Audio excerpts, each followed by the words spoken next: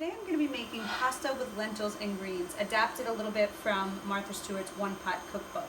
And the first thing I'm going to start with is 3/4 of a cup of French green lentils. And I'm going to bring these to a boil.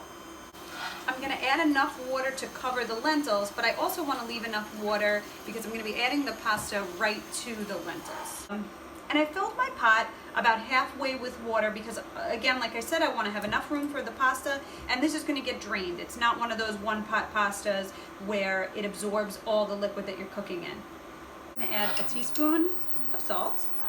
The lentils have been boiling for 20 minutes, and now I'm going to add my pasta because the pasta is going to take about 9 minutes.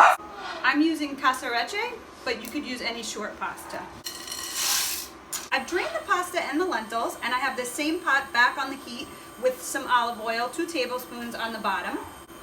And the recipe calls for cherry tomatoes halved, but I don't have that. So what I'm going to do is grate a whole tomato and kind of make a tomato puree.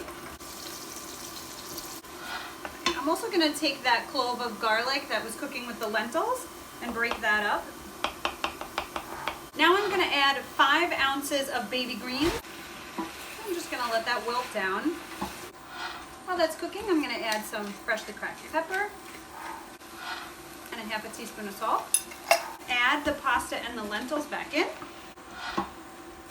And it's looking a little dry. I'm going to shut the heat and drizzle with olive oil.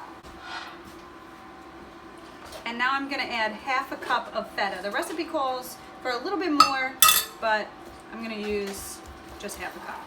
Now the reason why I'm adding a little bit less feta is because I'm going to add some Parmesan as well, about 1/4 cup. And to finish this with some bright flavor, we're just going to add some roughly chopped cilantro. The recipe calls for cilantro sprigs, but I just have the leaves here sprinkled on top and some with a plate. This is definitely a healthier pasta dish with all those good for you lentils and greens, but it doesn't seem like a sacrifice. It is really creamy, delicious, flavorful. And to serve it, I'm just going to put some of that unmixed cilantro in and some feta crumbles on top. And there's my rendition of pasta with lentils and greens.